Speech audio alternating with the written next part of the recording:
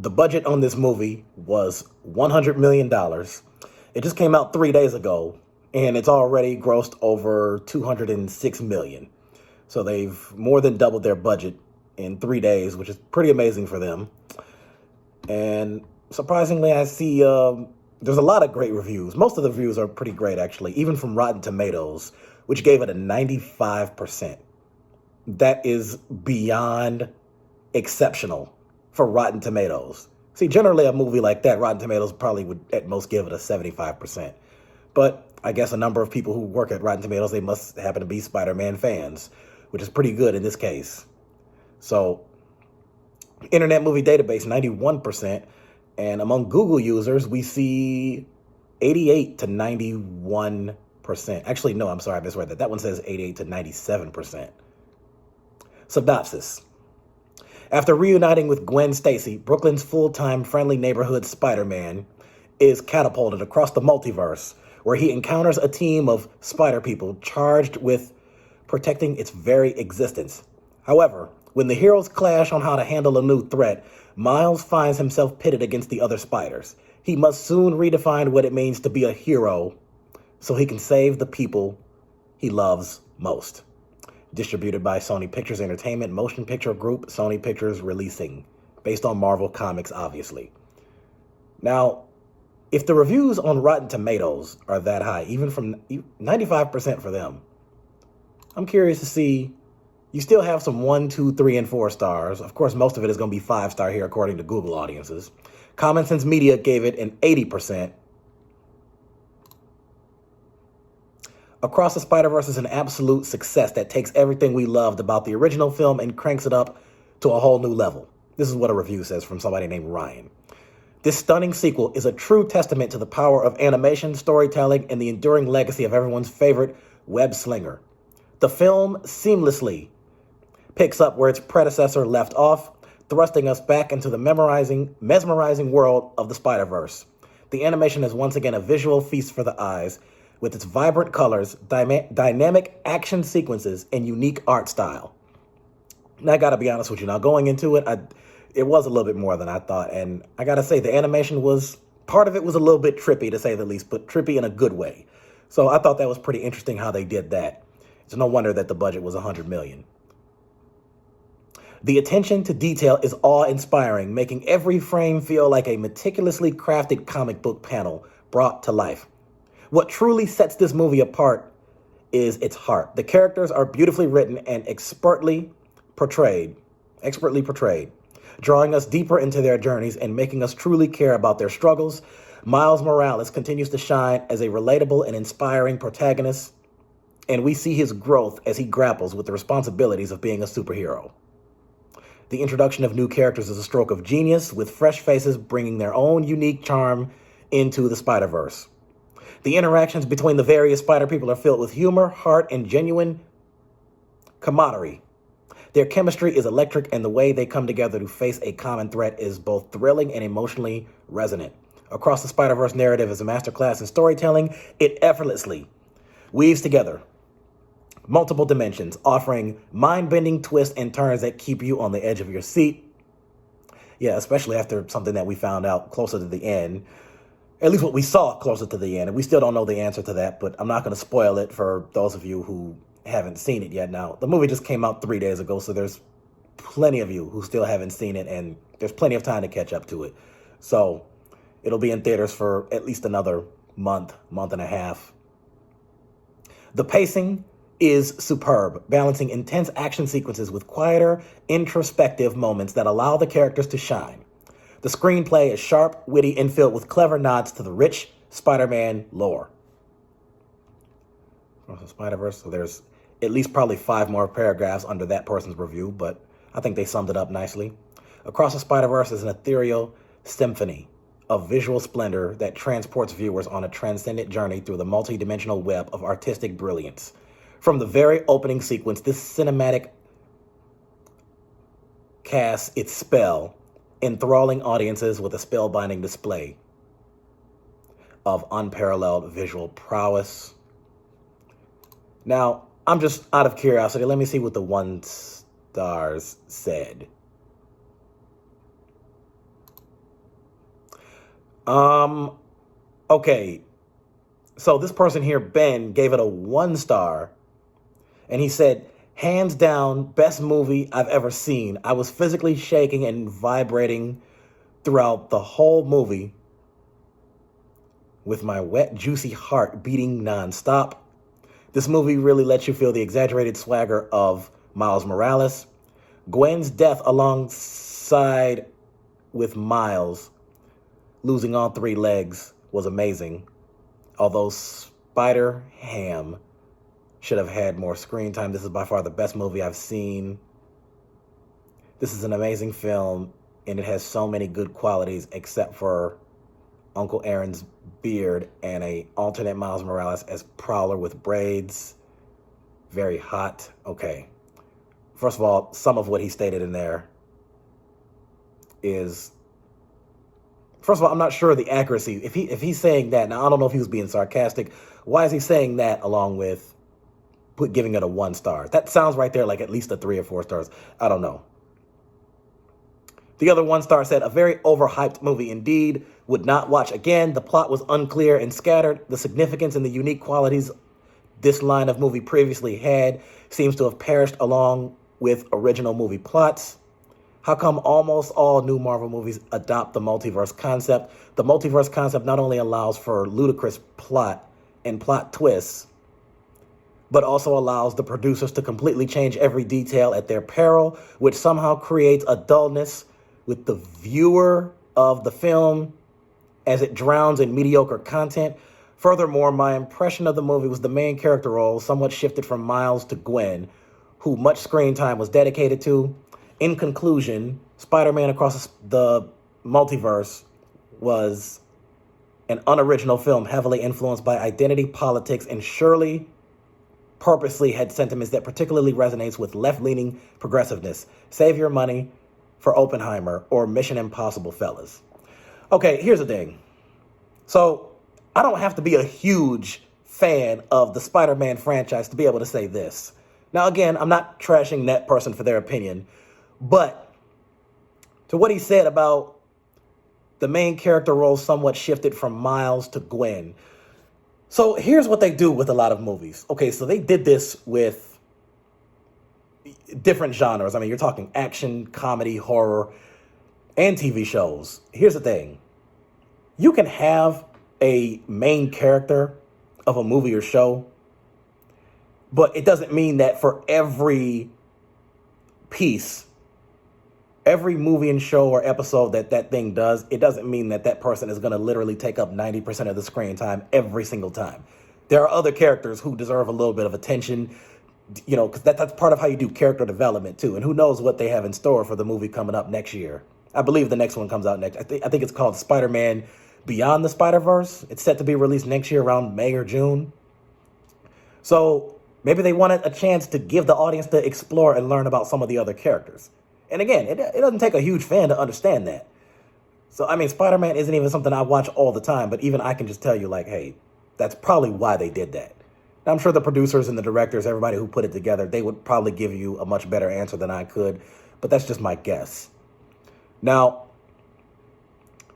in conclusion, he said, Spider-Man it was an unoriginal film heavily influenced by identity politics.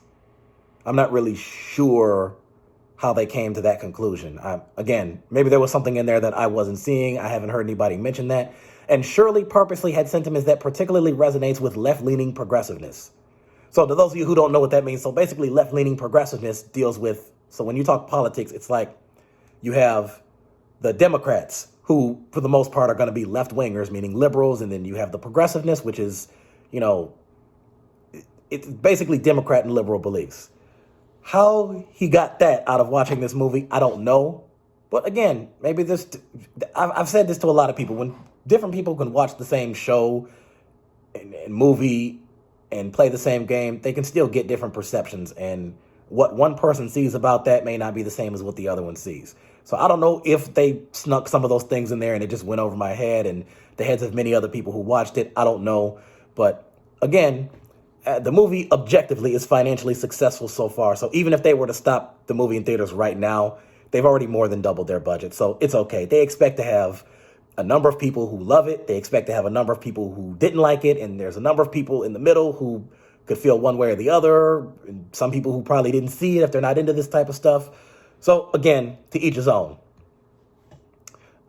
This one right here, one person that by the name of Sean says, I'm shocked at the time I wrote my review here. The film overall had a 4.4 audience rating. So that's 4.4 out of 5, which is 8.8 out of 10, which is 88 out of 100. So 88%. I'm starting to think we have many bots. We have too many bots. I think he spelled that wrong, but I think he was trying to say, I'm starting to think we have too many bots, or actually way too many people who are high as heck giving this film 5 stars. I'll put my review this way. I question myself if this film was as good as Morbius. Seriously, Morbius was atrocious. At least Morbius had a villain and an ending, even though both aspects were terrible. I can't really recommend this film. Truthfully, this is the worst superhero movie I've seen this year, along with Quantumania and Shazam 2. Actually, as I'm thinking about it now, Shazam 2 was somewhat more enjoyable than this Spider-Verse movie. As for my theater recommendations, go to watch Guardians of the Galaxy 3, which was outstanding and way more enjoyable story-wise than this. Over the next couple of weeks, I'll be watching Guardians again and The Flash next week. I'm actually thinking of watching The Flash. That looks good. Which I'm expecting good things from that film. Spider-Verse 2023 was way too weird at times, long and very boring at times, unlike the first Spider-Verse, which was a masterpiece. I can't believe Sony arguably made a superhero film that's as atrocious as Morbius, if not worse. I guess to anyone who is reading this review and is wondering, did I find anything positive about the movie? I'll say this. The Gwen story was somewhat interesting. The interactions between her and her dad. Gwen's dad struggles as a police officer to accept that his daughter is a superhero / vigilante. I've heard that word pronounced different ways. Everything else was rubbish. It's comical that Sony will expect all of us to go to theaters again next year to continue watching this mess. Suggestions for next year who lot less of these oddball spider-side characters and more Gwen and Miles. I think that last statement was kind of worded wrongly, but based on everything else he said, I kind of get the gist. First of all, again, here's what I can say as a person who doesn't even watch this stuff all the time. So, number one, he said at least Morbius had a villain and an ending. Well, again, anybody who really knows movies and TV, they know that there's a lot of shows and movies that end on what's called a cliffhanger. And what that basically means is it ends with an open question, and the events that take place and the story, by the time it reaches the end, it's not complete. It still leaves you wondering what's going to happen next. Now, sadly, as I mentioned on this show numerous times, a lot of shows ended on a cliffhanger, like The Endgame, or One of Us is Lying, or Eye Candy. Matter of fact, again, here's the definition worded a little better. If I had thought that was going to come up, I would have pulled this up before. Cliffhanger. An ending to an episode or a serial drama that leaves the audience in suspense. A story or event with a strong element of suspense. So, a contest whose outcome is in doubt up to the very end. Broadly, so again, you get it. Now, that's what they do with a lot of... Listen, I just watched Fast X. That ended on a little bit of a cliffhanger. So, again, I'm just going to spoil a little bit of that to make a point here. Now, near the end of Fast X, let's just say that a person was in a car. I'm not going to say who it was, but they were in a car and there was a huge high-speed chase and the car flipped over and it caught on fire and exploded. The person who was in the car is presumed to be dead, but who knows, that person could return in the next movie. There was also a scene where there were at least probably 3 or 4 different people who were on a plane and the plane crashed into a side of a mountain. And after we saw those things, it cut to end credits. And so Fast 11 is already confirmed. It's going to be released in 2024 or 5. I want to say 25. So, again, and that's not to say that superhero movies can't do that. I'm sure there's many others that have done that. So something like that is not unusual. Now, this person here says this movie was very boring and garbage, and this is why Hollywood has zero imagination. They rewrote Spider-Man as Miles Morales so that they can fit the DEI agenda, which was more important than time. So people at the end of the movie were saying when there was going to be no villain being defeated. I give it 1 star, but I would have gave $0. DEI agenda. Now, this is the part where I'm going to have to actually look that up because I'm drawing a blank on what that is. Oh, okay. So it stands for diversity, equity, and inclusion. What that means, quite simply, diversity, equity, and inclusion are 3 closely linked values held by organizations that are working to be supportive of different groups of individuals, including people of different races, ethnicities, religions, abilities, genders, and sexual orientations. Okay. So, again, if you have a problem with the fact that they did that, you might want to do a little self-examination. So, I'm supportive of the fact that you have more and more movies that are including diversity and things like that. You know, more black characters, more women characters, you know, the like. So, overall, I would probably give the movie I would give it about a 6 or 7. I would say maybe a 7. I think it was pretty all right. So, to anybody who's a hardcore fan of this franchise, I mean, this is definitely, I strongly recommend it for you all. And whenever if you happen to miss it in theaters, I'm sure it'll be available to watch on either Disney Plus or Peacock or Netflix or Max. Matter of fact, I'm going to cheat one more time on this show. Let me see where the first Spider-Verse is available to watch. Spider-Man Into the Spider-Verse is available to watch it's on Hulu with the premium subscription, Sling TV, YouTube, Vudu, Redbox. That's where you can rent and buy it there. Same with Google Play, Movies and TV, Apple TV, Amazon, FX Now, free with cable, YouTube TV, and of course, like I said, the premium subscription. So, again, it's a good watch for all you superhero fans and Spider-Man fans out there. So again, hey, let's not trash each other. Each opinion is its own. Everybody has their reasons for liking it. Everybody has their reasons for disliking it. Everybody has their reasons for thinking either or about it or down the middle. And some people probably have their reasons for not watching it at all. So other than that's really all I have to say about this one. Congratulations to a lot of the cast members who helped put this together. Let's see. Jake Johnson, Stan Lee, which, by the way, he passed a few years ago, 2018. Rest in peace to him. Oscar Isaac, Chris Miller, Haley Steinfeld, Nicolas Cage, number of others. So that's what I have to say about that. So go check out the movie and see for yourself.